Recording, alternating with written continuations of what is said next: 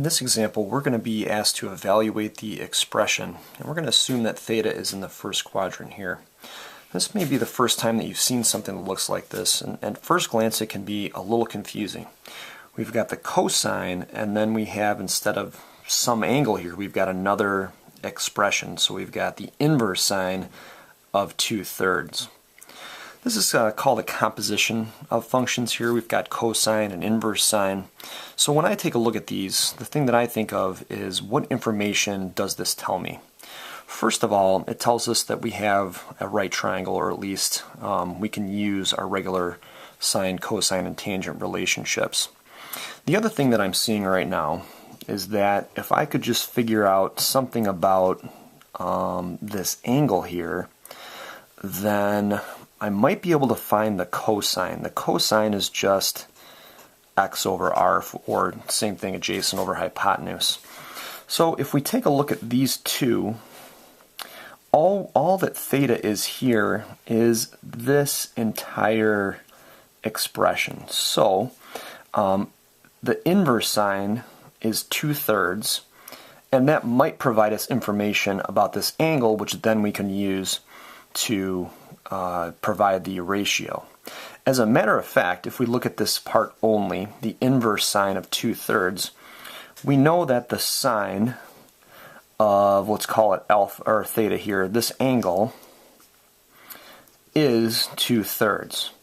Remember that the sine is just y over r. So let's make a little diagram here. I think this is a really useful thing. Sometimes diagrams can confuse you, but I think in this case it's really going to help you see what's happening. So we've got some angle here. We can assume it's in the first quadrant, so we're only dealing with the first quadrant. And I'll just draw an angle here.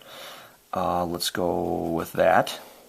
Here's our right triangle. We said we could use our right triangle work because we have just regular sine and cosine here. The y value's got to be 2. So this is the up and the down. And then the r is 3. Actually, we have ourselves a nice little reference triangle, and we've already figured out one of these. So if we take a look, the r here is 3. That's the same one that we had before. And what we need to do now is just get our missing x value. So our x value is here, and that's just a leg of a right triangle.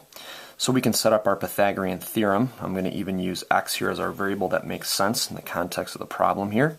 So we've got x squared plus 2 squared will be 3 squared. So x squared plus 4 will be 9, subtracting 4 from each side.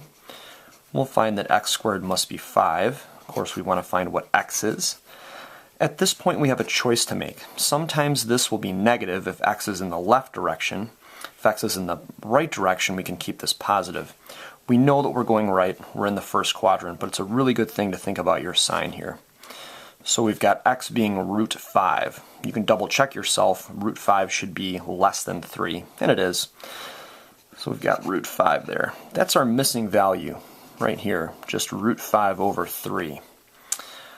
Boy, that's just really it. So we've got the cosine of an angle, and we're looking for that ratio. So this is going to give us a ratio of root 5 over 3. Great thing to just double check your work. So we can get an approximation of this by using our calculator. We've got the inverse sine, so we can just type that in, and that's of 2/3. And that'll give us an angle. So this angle here is about 41.8. And then we'll take the cosine of that angle, and I like to use my second, and then just the little negative sign here will give you your answer, and that'll keep things as exact as we can. The calculator will do a good job with us for that. It might not be precise, but it'll be pretty darn close. And we can see here we've got some decimal approximation of what this whole thing is equal to, and we think it's root 5 over 3. So all you need to do to check your work is just type in root 5 and then divide that by 3. And you can see here that these answers are identical. It's okay if it's off just a little bit. Sometimes our calculator has some rounding issues, but we're looking for a value that's very, very close. And anything that's off a little bit, that'll be due to a rounding error. If we got something like 1.8, that would not be a good thing. We can't change the value of this expression, but we can change the way it looks.